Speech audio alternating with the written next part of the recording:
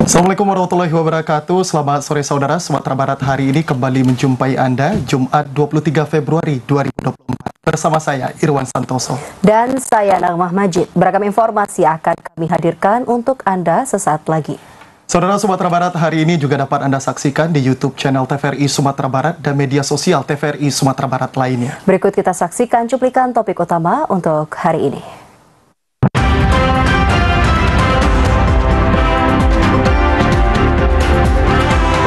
Intensitas erupsi meningkat. Warga Pasaman Barat serbu beras murah.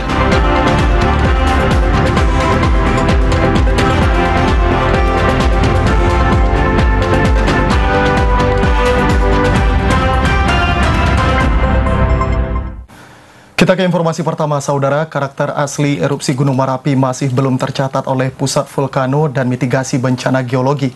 Sementara erupsi yang terjadi saat ini masih sama dengan tahun sebelumnya, sehingga masih ditetapkan 4,5 km menjadi radius bahaya. Pusat Vulkano dan Mitigasi Bencana Geologi mencatat intensitas erupsi Gunung Merapi masih tinggi dan cenderung meningkat akibat pergerakan magma di dalam perut gunung masih terus menuju ke permukaan yang juga mengakibatkan kegempaan vulkanik dangkal dan dalam. Ketua Tim Tanggap Darurat Merapi PVMBG Devi Kamil Syahbana mengatakan saat ini pihaknya selalu melakukan evaluasi dan memantau aktivitas magma yang masih bergerak menuju permukaan.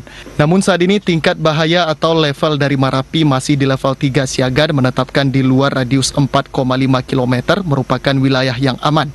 Meski demikian, Devi Kamil Syahbana menghimbau agar masyarakat selalu meningkatkan kewaspadaan karena abu vulkanik yang diakibatkan oleh erupsi bisa keluar dari radius 4,5 km. Saat ini warna kolom abu yang dihasilkan oleh erupsi juga berfluktuatif, dari berwarna kelabu hingga putih tergantung material yang dikeluarkan. Masih berfluktuasi di tingkatan aktivitas yang tinggi, yang mana didominasi oleh hembusan dan juga letusan. Hembusan dan letusan yang disertai abu ini masih kita amati dalam beberapa hari terakhir. Artinya bahwa aktivitas Merapi saat ini masih berada dalam fase erupsi dan Gunung Merapi masih berpotensi untuk mengalami erupsi ke depan. Devi Kamil Syahbana juga menambahkan, saat ini jumlah erupsi bertambah menjadi 182 kali dengan total hembusan sebanyak 1.570 kali dan tetap menghimbau masyarakat mematuhi himbauan yang sudah ditetapkan. Dari Kota Bukit Tinggi, Jeffrey Wahyudi, TVRI Sumatera Barat melaporkan. Kerap meresahkan petani di berbagai tempat di wilayah hukum Polres Payakumbuh. Sejumlah pria ditangkap tim Opsnal Satres Polres Payakumbuh di berbagai tempat. Selain para tersangka, polisi juga menyita sejumlah barang bukti hasil kejahatan kawanan tersebut. Polisi bahkan menyita mesin bajak yang telah dijual kepada petani lainnya. Penangkapan terhadap sejumlah pria dilakukan tim Opsnal Satreskrim Polres Payakumbuh usai menerima laporan dari petani terkait maraknya pencurian mesin bajak saat ditinggal di sawah. Dari penyelidikan yang dilakukan, pelaku mengarah kepada sejumlah pria hingga dilakukan penangkapan terhadap 2 orang diantaranya. Dari penangkapan yang dilakukan, tersangka berinisial IH dan AS mengaku mereka melakukan pencurian bersama sejumlah orang lainnya yang berjumlah 5 orang. Hingga polisi membagi tim untuk menangkap kawanan tersebut dan kelima tersangka ditangkap tanpa perlawanan. Dari 5 orang tersangka tersebut, 2 diantaranya memiliki hubungan ayah dan anak. Usai ditangkap, para tersangka dibawa ke Mapolres Payakumbuh untuk pemeriksaan lebih lanjut. Tersangka ini kita amankan dalam kasus 363 ayat 1 ke 4 ke 5 dalam perkara tindak pidana pencurian mesin bajak. 3 dari 5 yang kita amankan itu adalah bapak dan anak. Sementara para tersangka mengaku nekat melakukan pencurian mesin bajak karena kerap melihat mesin bajak yang ditinggal korban di sawah, sehingga mereka merasa leluasa dalam melakukan aksi kejahatan tersebut. Para tersangka mengaku menjual mesin bajak ke sejumlah tempat dengan harga yang bervariasi, mulai dari 7 hingga 8 juta rupiah per unitnya. Aksi pencurian mesin bajak telah berulang kali dilakukan para tersangka. Hingga kini para tersangka masih ditahan di Mapolres Payakumbuh untuk pemeriksaan lebih lanjut. Demikian laporan Edward, TVRI Sumatera Barat.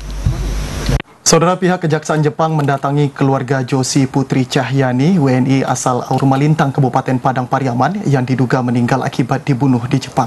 Pihak Kejaksaan Jepang datang ke Pariaman untuk membawa keluarga korban ke Jepang menyaksikan sidang perdana tersangka pelaku pembunuhan korban.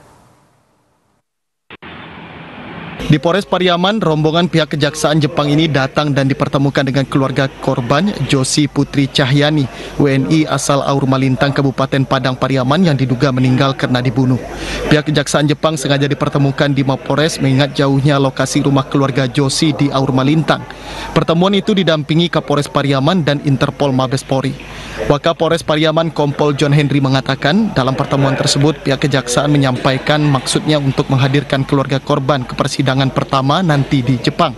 Respon keluarga sangat bagus dan siap untuk diberangkatkan ke Jepang. Adapun pihak keluarga yang akan diberangkatkan yakni ayah, adik, dan ibu sambung korban. Ketiganya akan berangkat ke Jepang pada 16 Maret 2024 esok menggunakan biaya pemerintah Jepang. Semua fasilitas dan keamanan keluarga korban akan dijamin. Keluarga nantinya akan menjadi saksi dalam persidangan tersebut supaya bisa menguatkan putusan hakim dalam memberi hukuman yang setimpal atas perbuatan pelaku. Jasnita Dewi Ningsih, adik korban, mengaku akan menyanggupi permintaan Jepang agar kakaknya bisa mendapatkan keadilan dan pelaku bisa dihukum seberat-beratnya sesuai hukum di Jepang. Dari pihak Kejaksaan Jepang juga akan serius menangani kasus ini, dan itu diminta dari pihak keluarga juga bisa hadir diperkirakan tanggal 19 bulan besok di Jepang untuk memberikan keterangan sebagai saksi dengan harapan supaya pihak pengadilan negeri Jepang juga bisa memutuskan hukuman yang rencana tanggal 16 Maret dari Jakarta, dan itu semuanya akan ditanggung oleh pihak pemerintahan Jepang. Sidang perdana tersangka pembunuhan Josi Putri Cahyani, WNI asal Aur Malintang, Kabupaten Padang Pariaman akan dilaksanakan pada 19 Maret 2024 mendatang. Dari Kota Pariaman, Abdul Syaril, TVRI Sumatera Barat. Kita ke informasi lainnya, saudara, masyarakat di sekitar Simpang 4 menyerbu pasar beras murah yang digelar Dinas Pangan Pasaman Barat bekerjasama dengan Bulog Bukit Tinggi. 3 ton beras habis dalam waktu hitungan jam karena harga yang ditetapkan berbeda dengan harga pasar. Ratusan masyarakat di Simpang 4 dan sekitarnya menyerbu pasar murah beras di halaman kantor Wali Nagari Lingkuang Awa sejak Jumat pagi. Warga menilai harga yang dipatok lebih murah dibandingkan harga pasar saat ini.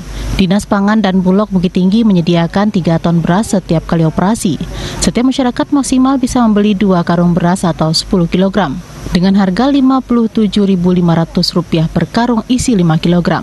Pasar murah sudah digelar di beberapa titik dan akan berakhir besok. Jika kebutuhan meningkat, kegiatan serupa akan dikoordinasikan dengan Bulog seiring dengan kenaikan beras yang terus-menerus terjadi. Eva, salah seorang masyarakat, mengapresiasi upaya pemerintah dalam membantu masyarakat di tengah kenaikan harga beras yang terjadi. Perbedaan harga beras di pasar murah dengan harga di warung berkisar Rp10.000 hingga Rp15.000 per 10 kg. Selama kegiatan Dinas Pangan mengawasi di lokasi dan mengarahkan ke daerah atau kecamatan yang membutuhkan, terutama masyarakat kurang mampu hingga daerah terpinggir. Alhamdulillah menolong juga lah di Boe. Menolong dari segi harga ya. Dari segi harga menolong bawa di Boe. Tadi berapa nih beli nih satu karung? Satu karung, 2 karung 100 balik. 100 balik. Kalau seandainya kita beli di pasaran umum berapa biasa itu? 60 sekarang. Berarti 100.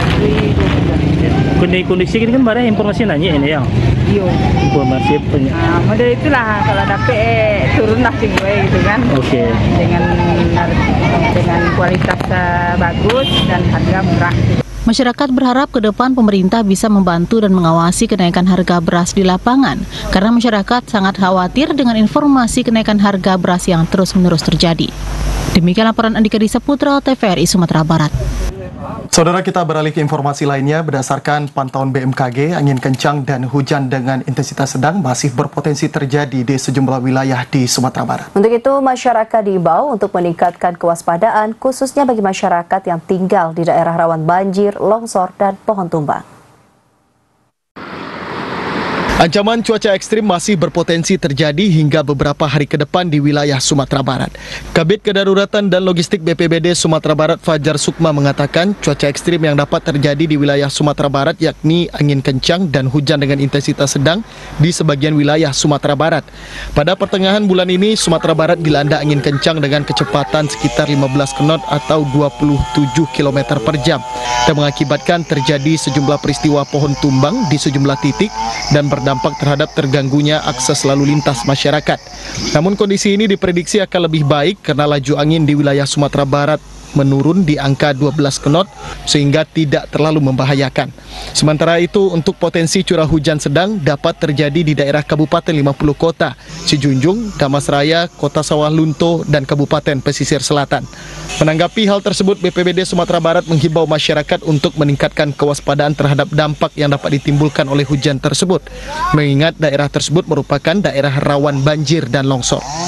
Masyarakat dihimbau supaya bisa untuk tetap waspada, terutama tidak berada di pohon-pohon yang barangkali mungkin agak genting, dan ini perlu dilakukan pemangkasan di tempat pemukiman masyarakat. Kemudian baliho-baliho yang barangkali sudah mulai rapuh dan sebagainya, jangan parkir di bawah baliho, dan mungkin atap rumah konstruksinya itu diperbaiki kembali sehingga tidak mengalami kehancuran ataupun diterbangkan oleh angin tersebut. Sementara untuk cuaca secara keseluruhan, dari BMKG juga sudah memberikan laporan dan peringatan diri kepada kita. Untuk Sumatera Barat sampai dengan tanggal 22 kemarin dan juga nanti 23 ini akan kita disambung. Itu mungkin tidak jauh perbedaan. Ada curah hujan dari sedang menuju ke dari normal menuju ke sedang. Tapi untuk berat tidak ada. Yang terutama yang curah hujan sedang itu di daerah 50 Kota, Damasraya, Sijunjung, Sawah Lunto, dan juga Pesisir Selatan. Fajar Sukma menambahkan, hingga saat ini belum ada laporan yang menonjol dari kabupaten kota terkait dampak yang diakibatkan oleh cuaca ekstrim. Irwan Santoso, Nurul Kolbi, TVRI, Sumatera Barat. Saudara, tetaplah bersama kami di Sumatera Barat hari ini, karena setelah jeda kami akan kembali dengan beragam informasi menarik lainnya, di antaranya tentang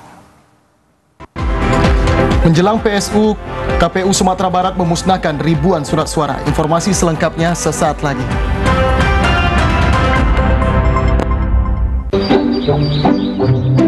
Jadi, Bapak Ibu sekalian, memang untuk penyaluran set-top box gratis wilayah ini, kamilah penanggung jawabnya.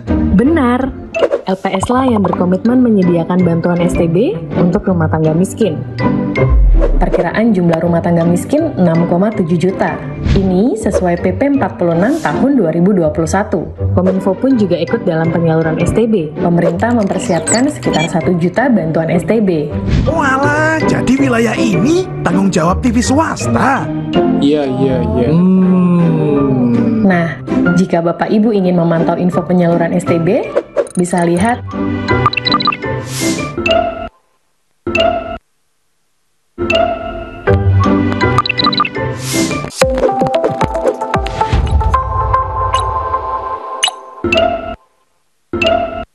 Warga Plus 62, pemilu sudah dekat. Sudah pada tahu apa saja tahapan dan jadwal penyelenggaraan pemilu 2024? Simak informasi berikut ini. Pencalonan anggota DPD,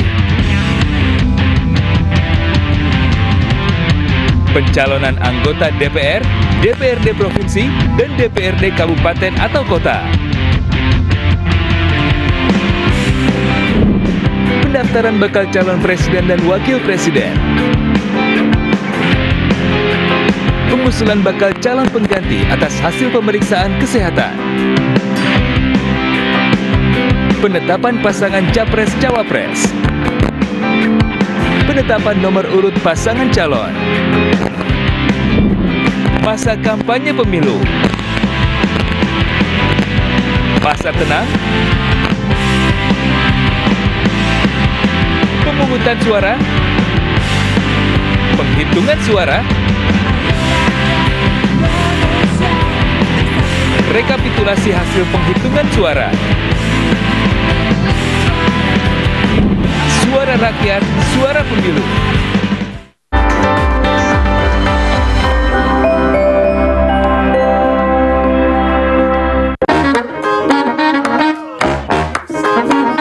Halo, aku Modi, sobat digitalmu. Kamu tahu nggak kalau siaran TV analog akan diganti menjadi digital? Caranya gampang banget loh. Kamu hanya perlu menginstal set-top box. Ayo, ikuti Modi.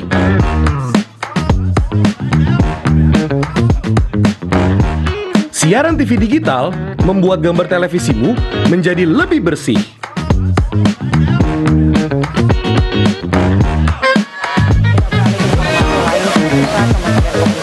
Tidak hanya bersih gambarnya, siaran TV digital juga lebih jernih suaranya. Terus membangun infrastruktur telekomunikasi di wilayah tertinggal, terdepan dan keluar aplikasi. Selain membuat gambar lebih bersih dan suara lebih jernih, teknologi TV digital juga lebih canggih. Ayo kita kembali ke lab. Ayo segera bermigrasi ke siaran TV digital. Bersih gambarnya, jernih suaranya, canggih teknologinya.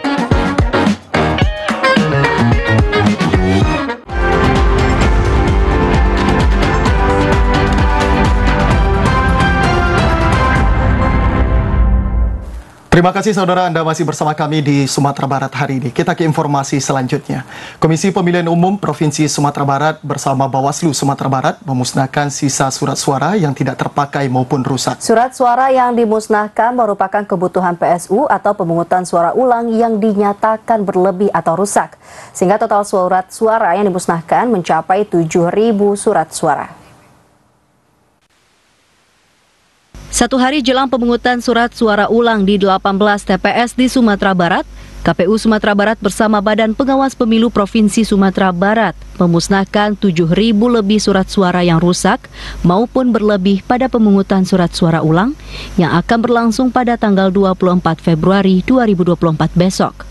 Ribuan surat suara yang dimusnahkan dengan cara dibakar di belakang kantor KPU Sumatera Barat.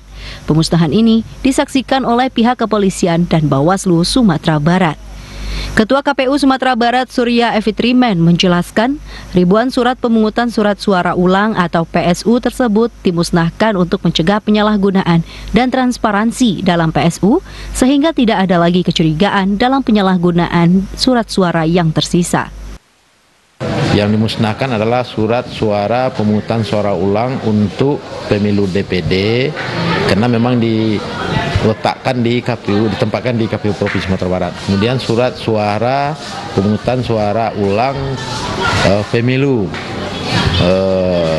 DPR RI daerah pemilihan Sumbar 1 dan Sumbar 2, dan kemudian surat suara pemungutan suara ulang pemilu DPRD Provinsi untuk 8 daerah pemilihan DPRD Provinsi di Sumatera Barat, karena itu yang ditempatkan di KPU Provinsi Sumatera Barat. Kelebihan dan sisa yang tidak digunakan serta ada yang rusak tadi, itu yang dimusnahkan.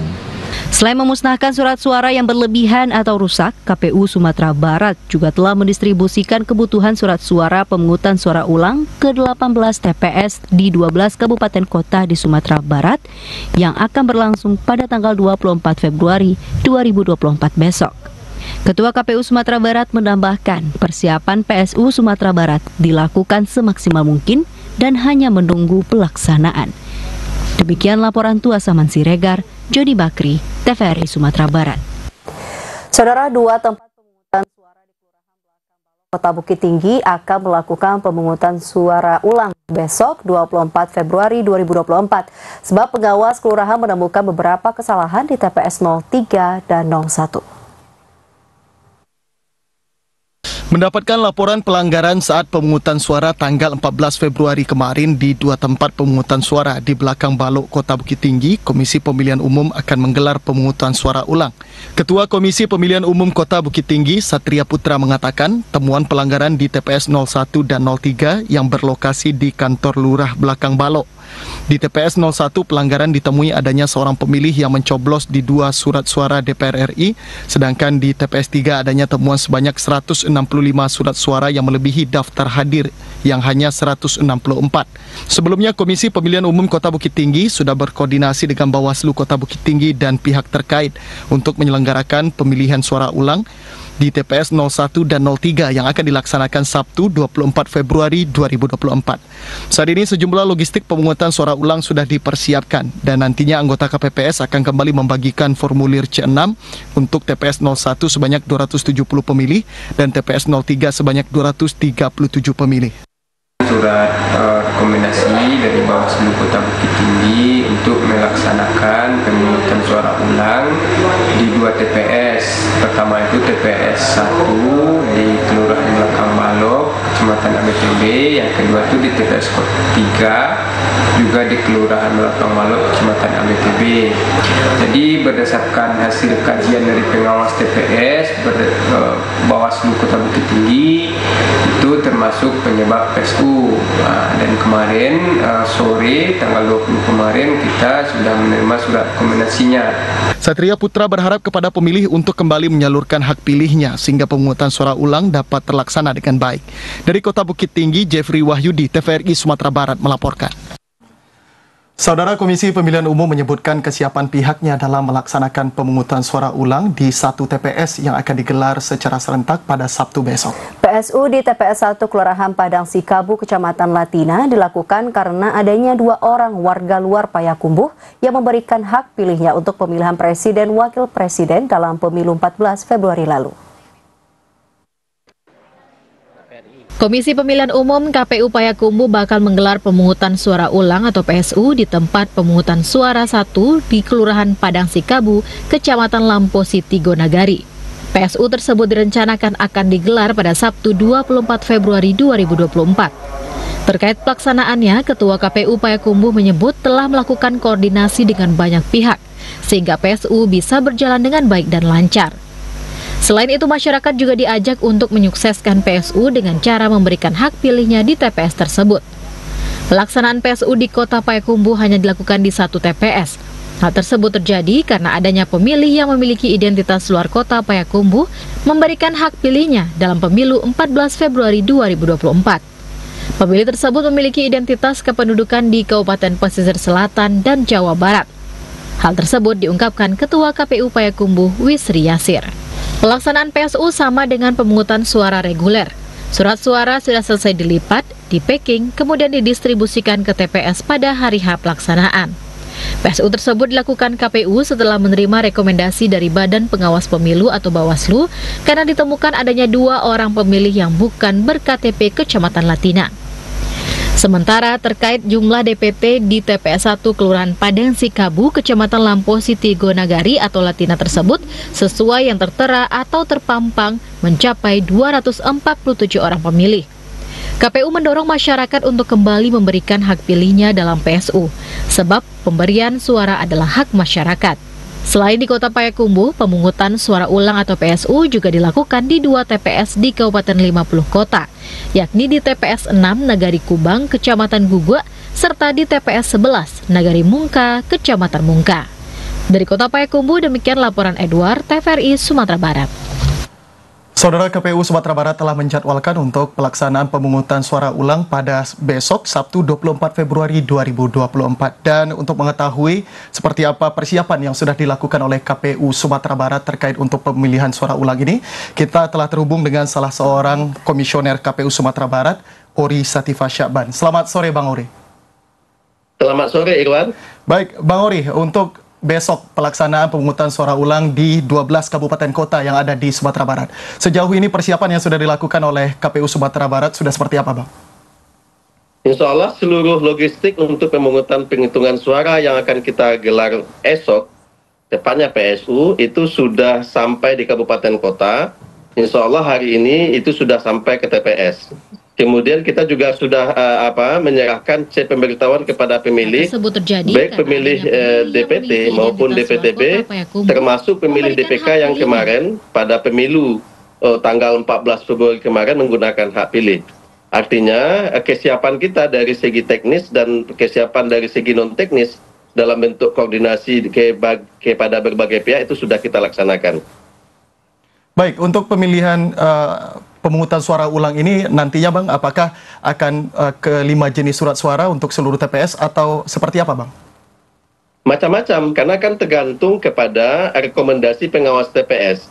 Sesuai dengan ketentuan, PSU itu dilaksanakan berdasarkan penelitian dan pemeriksaan pengawas TPS terhadap 4 kondisi ya, 4 kondisi. Nah, kondisi yang banyak dialami di apa yang kita lakukan PSU itu adalah karena adanya pemilih yang tidak memiliki KTP elektronik, tidak terdaftar di dalam DPT dan DPTB, menggunakan hak pilih di dalam TPS tertentu. Nah, kemudian di dalam saran perbaikan pengawas TPS yang diberikan kepada KPPS tersebut tentu diurai kira-kira seperti apa peristiwa dan kejadiannya. Kemudian berdasarkan saran perbaikan dari pengawas TPS, KPPS kemudian melakukan musyawarah, melakukan kajian, baik mereka melakukan klarifikasi kepada saksi, kemudian kepada pengawas TPS yang memberikan saran perbaikan, lalu mereka meneruskan saran atau usul PSU itu kepada KPU Kabupaten Kota untuk dilaksanakan PSU melalui PPK. Nah, di dalam usulan itu sudah digambarkan kira-kira yang diulang itu apa. Jadi dari 18 TPS yang kita PSU itu beragam, ada yang PPWP saja atau presiden saja, ada yang 5 jenis pemilu, ada yang DPD saja, ada yang DPRD provinsi saja, dan macam-macam. Baik, kalau kita lihat memang ini dilakukannya PSU karena ditemukan sejumlah kelalaian dari petugas KPPS yang tidak melaksanakan kegiatan pemungutan sesuai dengan prosedur. Lantas, apa yang harus menjadi perhatian oleh petugas KPPS sehingga PSU ini tidak terjadi lagi di kemudian hari, Bang Ori? Saya melihatnya dua hal ya. Pertama tentu kami selalu wanti-wanti kepada penyelenggara pemilu sampai ad hoc kita di KPPS untuk melayani pemilih pada hari pemungutan suara maupun pada PSU esok itu harus benar-benar dilaksanakan sesuai dengan prosedur, sesuai dengan ketentuan yang berlaku. Apalagi melayani pemilih harus berdasarkan kriterianya. KPPS harus betul-betul tahu apa kategori pemilih itu. Ada pemilih DPT, ada pemilih DPTB, ada pemilih DPK, termasuk hak-hak apa yang mereka dapatkan. Nah, tentu tidak boleh ada kesalahan sedikit pun yang dilakukan oleh KPPS karena akan ada efek hukumnya, apakah berupa PSU, apakah berupa pidana pemilu dan lain-lain sebagainya. Itu yang pertama. Yang kedua tentu kita berharap di dalam pelaksanaan PSU maupun pemungutan suara yang kemarin itu, yang menjadi titik poin itu adalah bagaimana kemudian pengawas TPS juga memberikan pencegahan, karena ini yang penting. Jadi ketika ada pencegahan lalu KPPS-nya masih tetap ngotot melakukan kekeliruan, tentu konsekuensinya tentu harus ada PSU. Jadi intinya yang ingin saya sampaikan bahwa pelaksanaan PSU kemudian ataupun pelaksanaan pemungutan suara kemarin itu harus benar-benar dilakukan, pengawas pemilu mengawasi, melakukan pencegahan dengan baik, KPPS melayani pemilih sesuai dengan prosedur, sesuai dengan ketentuan, tidak boleh ada kekeliruan dan kesalahan sedikit pun. Baik. Untuk PSU ini tentu akan dilakukan lagi pemberian formulir C6 kepada pemilih di TPS yang akan dilakukan PSU. Ditargetkan kapan ini akan diselesaikan nih, Bung Ori? Sudah diserahkan semuanya, Pak Irwan. Jadi kepada masyarakat Sumatera Barat, pemirsa, saya ingin sampaikan penyerahan atau pendistribusian C pemberitahuan kepada pemilih itu bentuk sosialisasi yang dilakukan oleh oleh KPU atau KPPS kepada pemilih dengan cara mendatangi rumah ke rumah atau bertemu dengan pemilih face to face. Nah, pemberitahuan itu kan isinya memberikan jadwal pemungutan suara ulang, kemudian tempatnya di mana, termasuk memberikan layanan seperti apa, termasuk layanan disabilitas. Jadi, C pemberitahuan itu adalah bentuk sosialisasi yang diberikan oleh KPU dan itu sudah dilakukan.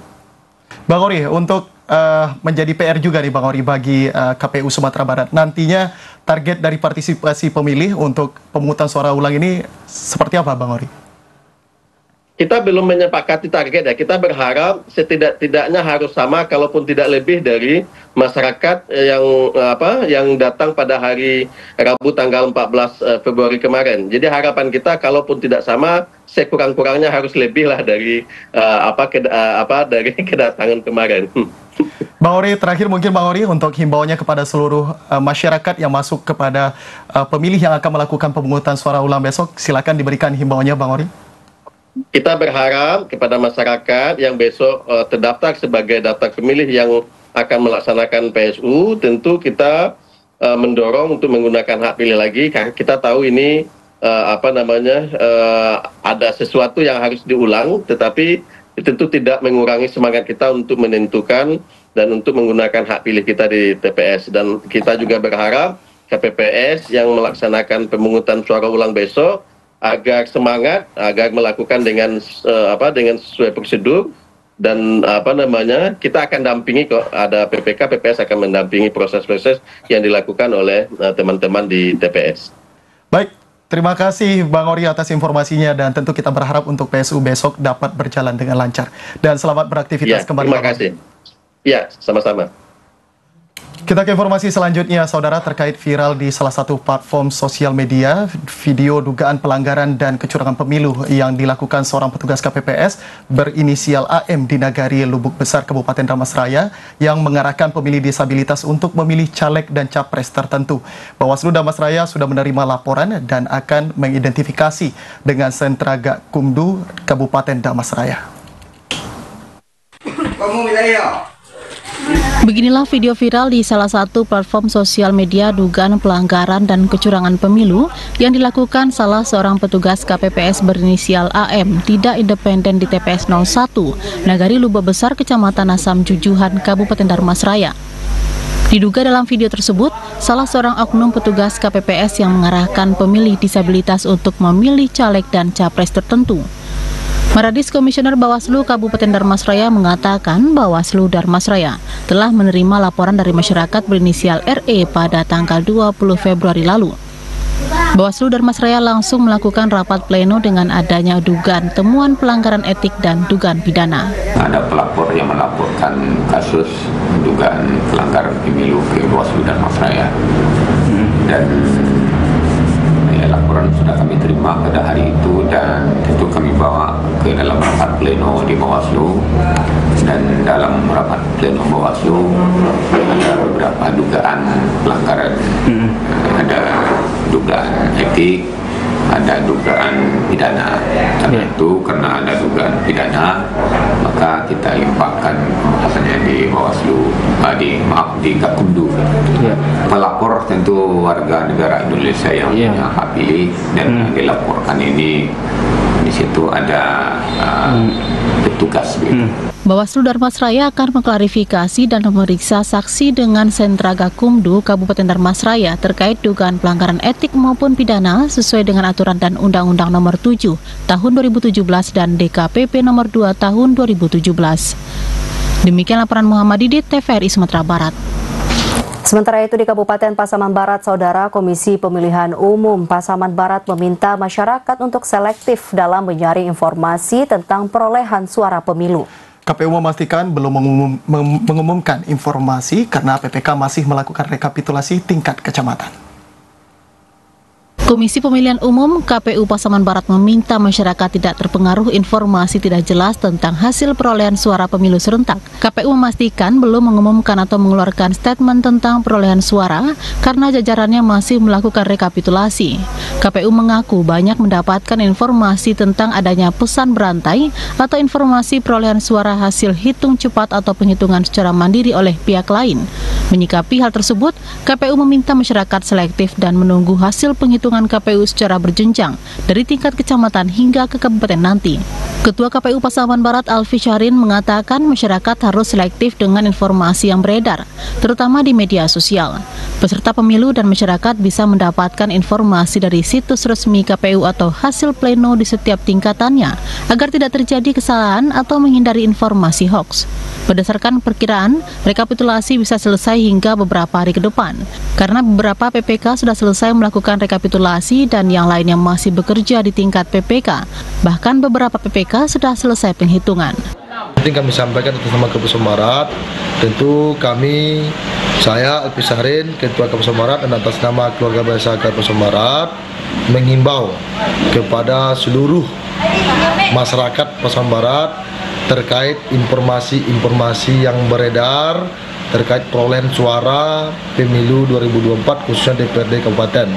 Tentu kami sampaikan bahwa informasi yang sah dan informasi yang resmi itu adalah bersumber dari KPU Pasaman Barat setelah rekapitulasi nantinya di kabupaten. Kami pastikan dan kami tegaskan KPU Pasaman Barat belum ada mengeluarkan informasi ataupun statement terkait perolehan suara baik di terkait Pilpres baik terkait DPR RI, DPD, DPRD Provinsi, dan DPRD Kabupaten Kota. Karena sampai hari ini kami masih dalam tahapan rekapitulasi di tingkat kecamatan. KPU meminta masyarakat dan peserta pemilu bersabar serta menunggu hasil rekapitulasi. Jika ada informasi tidak jelas, bisa dikonfirmasi ke situs resmi KPU atau informasi hasil rekapitulasi yang sedang berlangsung. Demikian laporan Andika Disaputra, TVRI Sumatera Barat. Dan saudara, berikut kita ikuti informasi lainnya yang terangkum dalam segmen advertorial.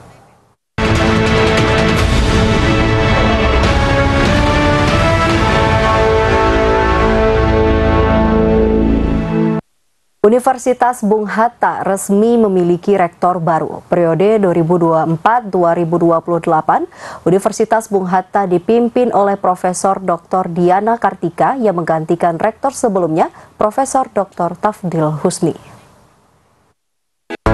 Ketua Badan Pengurus Yayasan Pendidikan Bung Hatta, Dr. Boyen Ratamin resmi melantik Profesor Dr. Diana Kartika menjadi rektor baru Universitas Bung Hatta periode 2024-2028 yang menggantikan rektor sebelumnya, Profesor Dr. Tafdil Husni yang telah memimpin Bung Hatta pada periode 2020-2024. Pelantikan berlangsung di Convention Hall Kampus 1 Universitas Bung Hatta Ulakarang, Padang Utara dengan menandatangani nota kesepakatan dan pengambilan sumpah jabatan Profesor Dr. Diana Kartika untuk menjadi rektor Universitas Bung Hatta yang baru. Dalam pidatonya, Ketua Badan Pengurus Yayasan Pendidikan Bung Hatta mengatakan pengangkatan Profesor Dr. Diana Kartika telah melalui proses mekanisme internal dari penjaringan dan penyampaian visi misi. Sebelum Profesor Dr. Diana Kartika terpilih menjadi Rektor Universitas Bung Hatta periode 2024-2028, Diana Kartika bersaing dengan dua orang lainnya yang masih sesama dosen tetap di Universitas Bung Hatta. Boyen Ratamin juga memberikan apresiasi kepada Rektor periode 2020-2024 Tafdil Husni yang telah berjuang meningkatkan kualitas Bung Hatta selama 4 tahun terakhir. Selamat pada Profesor Dr. Diana Kartika sebagai pejabat Rektor Universitas Bung Hatta periode 2024-2028. Ada 3 calon rektor. Tentu kami dari Badan Pengurus mengucapkan juga terima kasih kepada Bapak Profesor Hendra Sverman sebagai yang ikut salah seorang sebagai calon rektor, kemudian juga Ibu Profesor Reni yang kebetulan beliau adalah ketiga-tiganya bisa tetap Tasbuhan. Sementara itu, Rektor Universitas Bung Hatta Diana Kartika mengungkapkan ia terlebih dahulu akan menyatukan seluruh sivitas dan tenaga kependidikan sebelum menjalankan program-program yang memajukan Universitas Bung Hatta ke depannya. Setelah seluruh elemen di Universitas Bung Hatta bersatu, wanita yang sebelumnya menjabat sebagai wakil rektor itu akan gencar melakukan branding Universitas Bung Hatta dengan nama Sang Proklamator Bung Hatta. Selain itu, ia juga akan melakukan peningkatan hilirisasi riset dosen serta mahasiswa agar memberikan dampak positif kepada masyarakat termasuk Universitas Bung Hatta. Bagaimana merangkul semua sivitas akademika yang ada di kampus kita, bagaimana kita menguatkan itu. Nah, jadi untuk itu juga dengan semangat itu saya harapkan bangkit semua kepercayaan diri kepada mahasiswa ke sivitas akademik. Dilantiknya Diana Kartika menjadikan dirinya sebagai rektor ke-11 serta menjadi rektor perempuan pertama Universitas Bung Hatta dalam sejarahnya. Diana Kartika berharap Universitas Bung Hatta ke depannya akan menjadi universitas swasta di Sumatera Barat yang semakin terdepan dalam melahirkan mahasiswa yang berkualitas, yang bermanfaat untuk bangsa, keluarga, dan dirinya sendiri. Demikian laporan Redo Joisman, TVRI Sumatera Barat. Saudara, tetaplah bersama Sumatera Barat hari ini. Usai jeda kami akan kembali dengan sejumlah informasi menarik lainnya, di antaranya. Pemda Bukit Tinggi usulkan menambah generasi baru harimau Sumatera. Informasi selengkapnya sesaat lagi.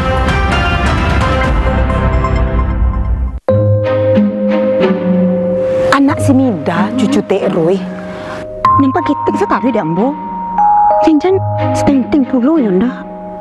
Wih, sebenarnya santing kok. Yep, pada suka ambilan balik. Iyo, cok banget tuh. Pasunyo bulan pasang baru paling, kirilah paling lo balik. Iyo unik, ambo ikhtiar memberikan yang terbaik. Posyandu dekat sini di mana? Sajak dari makasih ya. Sehat yang kini mah. Dia banyak-banyak makan, Yen. Apalagi kau sudah lama layan. Woi, gampang tu, Yen. Bata, diet lah diet. InsyaAllah, anak ambu agiah asi eksklusif 6 bulan. Benjamin, ambu agiah asi eksklusif juga, Mayen. Sampai kini, imunisasinya pun lengkap supaya anak sehat, cerdas, kini hingga nanti. Betul sekali Ibu-Ibu. Kondisi gagal tumbuh kembang pada anak atau yang dikatakan stunting itu karena anak tidak mendapatkan asupan gizi optimal selama 1000 hari pertama kehidupan dari janin sampai umur 2 tahun. Oh, anak kurang tinggi makasihnya tuh Pak. Pendek belum tentu stunting, tapi stunting pasti pendek. Nah, itu bisa ditandakan dari panjang atau tinggi badan anak berdasarkan umurnya. Nah, kondisi stunting ini mengakibatkan si anak nanti di masa depan itu akan mudah sakit dan terutama dia kurang cerdas. Mande, jangan sampai muda itu loh anak. Angka stunting kita masih tergolong tinggi. 1 dari 4 anak balita kita itu dalam kondisi stunting. Nah, itu jadi perhatian kita bersama. Kita harus memberikan perhatian lebih, terutama kepada ibu hamil dan juga anak bawah 2 tahun. Mbak cara mencegah stunting tuh Pak. Pertama,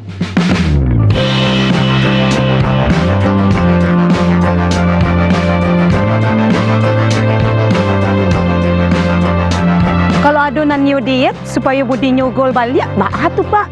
Yo, ada pula tuh ibu yang ndak nio magi anaknya asi, mbak tuh Pak. Nah, ibu menyusui itu nak Bu harus mendapatkan cukup gizi, cukup makanan, karena dia tuh harus memberikan anak juga makanan melalui ASI mereka. Jadi kalau kita dietnya yang salah, kasihan kita sama anak kita Ibu. Oh gitu. Ya, pencegahan dan penanganan stunting itu jadi tanggung jawab kita bersama untuk menghadirkan sumber daya manusia yang unggul menyongsong Indonesia Emas 2045.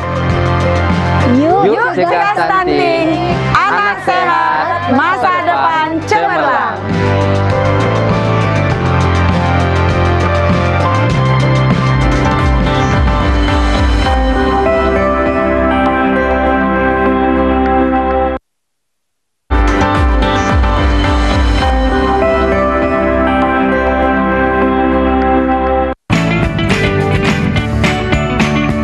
Gimana?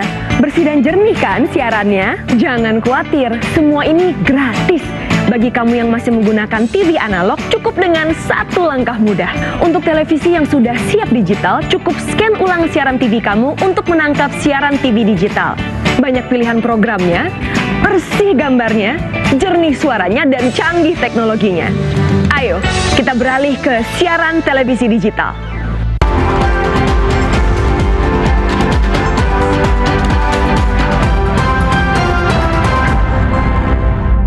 Anda kembali menyaksikan Sumatera Barat hari ini, saudara. Kita ke informasi selanjutnya. Pemerintah Provinsi Sumatera Barat telah menetapkan pelaksanaan Safari Ramadan dimulai pada tanggal 14 Maret 2024. Nantinya Safari Ramadan akan dibagi menjadi 2 kelompok, yakni tim Safari Ramadan reguler dan tim Safari Ramadan khusus. Pemerintah Provinsi Sumatera Barat menjadwalkan pelaksanaan Safari Ramadan dimulai pada 14 Maret 2024. Kabiro Kesra Pemerintah Provinsi Sumatera Barat Al-Amin mengatakan pelaksanaan Safari Ramadan akan dilaksanakan dengan 2 kategori, yakni reguler dan Safari Ramadan khusus. Tim reguler diketuai oleh Gubernur Sumatera Barat bersama Wakil Gubernur, Forkopimda dan Rektor Universitas Negeri di Sumatera Barat. Tim reguler ini terdiri dari 13 tim dan setiap tim akan mengunjungi 3 masjid di kabupaten kota berdasarkan masjid yang direkomendasikan oleh kepala daerah di daerah tersebut. Sedangkan tim khusus terdiri dari Gubernur Sumatera Barat yang akan mengunjungi 16 kabupaten kota dengan 4 agenda dari sholat tarawih dengan masyarakat secara berjamaah, iktikaf, singgah sahur dan ceramah subuh. Selanjutnya tim khusus Wakil Gubernur Sumatera Barat akan melakukan 3 agenda, yakni sholat asar berjamaah, bedah rumah dan sholat tarawih serta ceramah agama. Dan tim khusus Sekda serta 65 orang anggota DPRD Sumatera Barat yang akan mengunjungi 2 masjid yang telah ditentukan. Al-Amin menambahkan Safari Ramadan bertujuan untuk mendekatkan pemerintah dengan masyarakat sehingga bisa menemukan solusi dari berbagai permasalahan yang dihadapi di lapangan dan mengetahui kebutuhan masyarakat. Insya Allah nanti kalau puasa Ramadan, Muhammadiyah telah menetapkan tanggal 11 hari Senin, safari Ramadan provinsi itu akan mulai tanggal 14 langsung. Harapan kita dengan adanya safari Ramadan ini seperti apa? Tentu kita berharap dengan adanya safari Ramadan ini sesuai dengan tujuan utamanya adalah bagaimana pemerintah itu berbaur dengan masyarakat. Terjadi kedekatan yang luar biasa antara pemerintah dengan masyarakat, dan kalau sudah terjadi kedekatan tentu segala permasalahan-permasalahan yang ada di tengah masyarakat dengan adanya safari Ramadan ini pemerintah daerah akan mengetahui, dan apabila telah diketahui tentu bisa kita tindak lanjuti kebutuhan atau apa yang diperlukan oleh masyarakat itu. Pemerintah Provinsi Sumatera Barat menilai safari Ramadan menjadi bagian penting untuk melihat lebih dekat kondisi masyarakat di setiap daerah di Sumatera Barat. Irwan Santoso, Nurul Kolbi, TVRI Sumatera Barat. Kita ke informasi lainnya, Saudara. Pemerintah Kota Bukit Tinggi mengusulkan melakukan perkawinan seekor harimau Sumatera yang sebelumnya berhasil ditangkap akibat masuk perkebunan warga di Kecamatan Tigo Nagari, Kabupaten Pasaman yang diberi nama Putih Malabit dengan harimau di Taman Marga Satwa Kinantan. Harimau betina dewasa yang diberi nama Putri Malabin yang sebelumnya ditangkap oleh BKSDA Sumatera Barat di Kabupaten Pasaman, kini dititipkan di Taman Marga Satwa Kinantan Kota Bukit Tinggi untuk dilakukan pengecekan kesehatan sebab sebelumnya terjadi konflik dengan manusia. Kepala Dinas Pariwisata Kota Bukit Tinggi, Rofiendra, mengatakan saat ini harimau tersebut masih dalam keadaan beringas dan masih belum stabil. Jika nantinya kesehatan harimau kembali membaik, pihak BKSDA akan melepas liarkan harimau ke habitatnya. Meski demikian, pihak pariwisata Kota Bukit Tinggi mengusulkan untuk melakukan perkawinan antara Putri Malabin dengan sejumlah harimau jantan yang ada di Taman Marga Satwa Kinantan Kota Bukit Tinggi. Hal itu dilakukan guna melestarikan dan mengembangkan harimau Sumatera yang kini sudah dianggap sangat langka. Namun Dinas Pariwisata Kota Bukit Tinggi masih menunggu persetujuan dari Kementerian Lingkungan Hidup. Memang benar beberapa waktu yang lalu kita dapat titipan dari Balai Konservasi Alam BKSDA Provinsi Sumatera Barat tentang satwa harimau betina dewasa yang terjadi konflik di daerah Pasaman dengan warga, dan itu diamankan oleh petugas BKSDA dan sementara dititipkan di tempat kita di Taman Marga Satwa Budaya Kinantan. Memang harimau tersebut, harimau betina tersebut, harimau dewasa kita tempatkan dan selalu sekarang sedang diamati oleh para ahli kita, para dokter hewan kita termasuk BKSDA.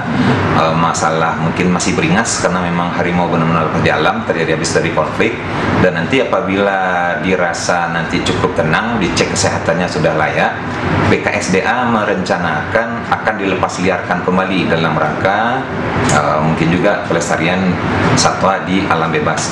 Rofi Hendra berharap nantinya pihak kementerian bisa menyetujui usulan tersebut sebab saat ini harimau yang berada di Taman Marga Satwa Kinantan Kota Bukit Tinggi tidak bisa melakukan perkawinan karena saudara, dan diharapkan adanya harimau betina baru agar bisa melahirkan generasi harimau Sumatera baru. Demikian laporan Jeffrey Wahyudi, TVRI Sumatera Barat. Saudara, kondisi jalan Payakumbuh Lintau yang semakin rusak parah terus dikeluhkan pengendara maupun warga sekitar. Mereka berharap jalan tersebut segera diperbaiki sebab selain hancur banyak berlobang. Dan jalan juga berlumpur serta tergenang saat musim hujan sehingga memang perbaikan diharapkan bisa dilakukan pada tahun ini dan tidak semakin parah. Selain ambles, kerusakan jalan Payakumbuh Lintau di berbagai titik juga semakin parah. Jalan berlubang terdapat di puluhan titik. Lubang yang cukup besar menyebabkan genangan air saat hujan sehingga pengendara harus ekstra hati-hati. Selain itu, jika musim hujan, jalan utama Payakumbuh Lintau akan berlumpur. Menurut warga, kondisi jalan tersebut mendesak untuk segera diperbaiki sebab sangat mengkhawatirkan karena kerap mengakibatkan kecelakaan. Selain itu, jalan tersebut merupakan jalan yang sering dilewati pelajar dari berbagai tempat. Warga menyebutkan telah berulang kali menyampaikan agar jalan tersebut segera diperbaiki, namun belum mendapat tanggapan dari pihak terkait sehingga di tahun 2024 ini diharapkan bisa terrealisasi. Kalau titiknya tanggung banyak ada. Cuma gini gua ambul termasuk tokoh masyarakat yang di Lari Sebuah Laban ku mengharapkan 2024 ku hendaknya tolonglah dibenahi beliau. Sebelumnya sebagai bentuk kekesalan karena jalan tersebut tidak kunjung diperbaiki, warga menanam pohon di jalan yang berlubang, memancing serta memasang spanduk, namun hal tersebut tak kunjung direspon. Kerusakan jalan Payakumbuh Lintau diakibatkan oleh truk-truk besar pengangkut hasil tambang dengan muatan yang melebihi aturan. Meski pernah dilakukan perbaikan secara swadaya, namun jalan tersebut kembali rusak dan semakin parah. Dari Kabupaten 50 Kota, demikian laporan Edward, TVRI Sumatera Barat. Kita ke informasi lainnya, saudara. Setelah sukses meraih medali emas pada Pekan Olahraga Wilayah di Pekanbaru Riau dan mengantongi 1 tiket menuju PON 2024. Tim sepak bola Sumatera Barat langsung tancap gas membentuk tim dan melakukan persiapan menuju Pekan Olahraga Nasional PON 2024 yang akan berlangsung di Sumatera Utara dan Aceh pada September 2024 mendatang. Setelah absen 2 dekade yakni PON Jawa Barat dan PON Papua, kini cabang olahraga sepak bola Sumatera Barat dipastikan akan tampil di kontestasi Pekan Olahraga Nasional atau PON Sumut Aceh yang berlangsung pada September 2024 mendatang. Sepak bola Sumatera Barat kini mengantongi tiket PON setelah keluar sebagai juara dengan medali emas di Porwil Pekanbaru Riau 2023 lalu. Menghadapi PON 2024, tim sepak bola Sumatera Barat langsung fokus melakukan persiapan menghadapi PON yang tinggal 6 bulan lagi. Salah satunya dengan melakukan latihan di lapangan PPLP Sumatera Barat. Pelatih Kepala Sepak Bola Sumatera Barat Dian Rama Saputra menjelaskan, saat ini pihaknya masih fokus dalam peningkatan fisik pemain hingga 1 bulan ke depan dan dilanjutkan uji coba tanding pada kejuaraan Jordus setelah Lebaran mendatang. Selain itu, jumlah pemain bergabung dalam tim sepak bola Sumatera Barat berjumlah 30 orang. Namun masih dilakukan seleksi terhadap 30 pemain tersebut karena jumlah pemain yang akan didaftarkan ikut hanya berjumlah 23 orang. Untuk itu pihaknya akan memperlakukan sistem promosi dan degradasi terhadap 30 pemain tersebut. Jadi kita sudah melakukan persiapan, ini masuk minggu ketiga setelah kita lihat pemantauan kemarin dari Liga 3 dan Suratin U17. Jadi hasil pemantauan itu kita gabung dengan 23 pemain yang lama. Di tahap awal ini kita masih fokus di peningkatan kondisi fisik. Nanti insya Allah sampai nanti kita lihat hasilnya ada turnamen setelah Lebaran. Nanti setelah itu kita evaluasi lagi. Seperti janji kita di awal, kita selalu perlakukan sistem promosi degradasi. Artinya 30 pemain sekarang yang ada, belum pasti mereka yang akan berangkat, tapi selalu setiap bulan nanti kita evaluasi, ada yang degradasi, ada yang promosi. Sembari melakukan latihan mandiri yang dilakukan klub, tim sepak bola Sumatera Barat juga menunggu jadwal TC dari KONI Sumatera Barat yang diperkirakan berlangsung pada Mei 2024. Pada PON Sumut Aceh 2024, cabang olahraga bola ditargetkan bisa lolos menuju final dan bisa meraih juara Pekan Olahraga Nasional. Demikian laporan Tuasa Mansiregar, Joni Bakri, TVRI Sumatera Barat. Saudara, selain menayangkan informasi seputar Sumatera Barat hari ini juga menayangkan informasi dari provinsi lainnya di wilayah Sumatera yang telah kami rangkum dalam segmen Lintas Andalas.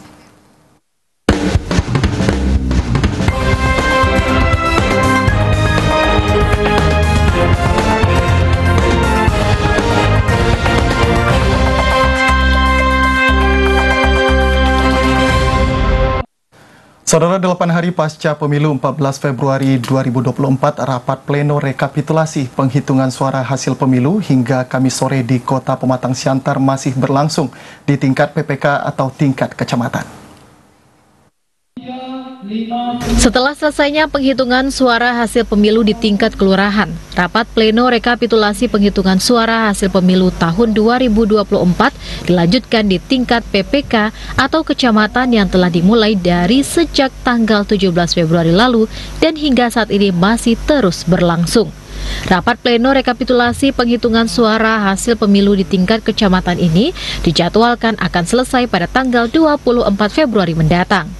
Ketua Komisi Pemilihan Umum KPU Kota Pematang Siantar Muhammad Isman Huta Barat mengatakan, terjadinya kelambatan rapat pleno rekapitulasi penghitungan suara di tingkat kecamatan ini terjadi akibat adanya saksi baik dari partai politik, caleg dan saksi dari presiden dan wakil presiden yang melakukan protes hingga penghitungan dilakukan berulang hingga memerlukan waktu yang lama. Siantar Timur hari ini sedang berlangsung rapat pleno terbuka rekapitulasi penghitungan suara tingkat kecamatan.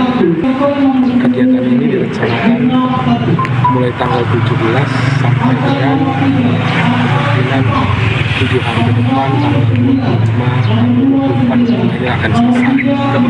Fungsi Sirekap pada dasarnya sebagai alat untuk menghitung, merekapitulasi suara secara digital. Tetapi di sini tetap kita lakukan pengecekan secara manual rekapitulasi. Sistem tampilan di sistem Sirekap ini kita sandingkan dengan hasil yang ada dari TPS. Meski demikian, Ketua KPU Kota Pematang Siantar optimis rekapitulasi penghitungan suara di tingkat kecamatan ini akan selesai pada batas waktu yang telah ditentukan, yakni 24 Februari 2024. Sementara Ketua KPU Pematang Siantar menjelaskan, pada pemilu tahun 2024 ini, Sirekap pada dasarnya berfungsi untuk melakukan rekapitulasi suara secara nasional, di mana cara kerjanya KPU akan melakukan pengecekan secara manual yang disandingkan dengan kertas C1 hasil yang ada di TPS. Syahrul Imran, Silitonga, TVRI Sumatera Utara melaporkan.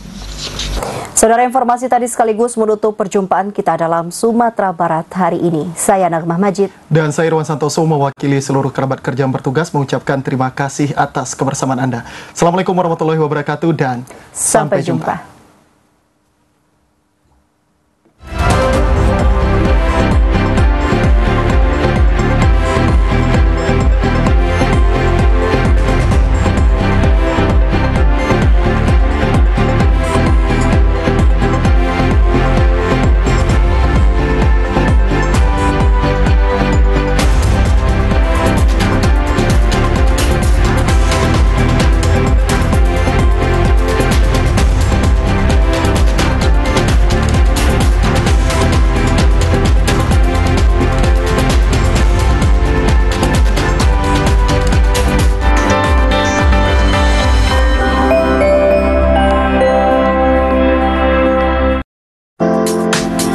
Assalamualaikum warahmatullahi wabarakatuh. Menemani jelang siang Anda dengan obrolan yang inspiratif, mendatangkan beragam narasumber dari berbagai bidang profesional. Komposer itu kan orang. Semakin seru bersama seruput kopi dan ulasan informasi terkini di Sumatera Barat.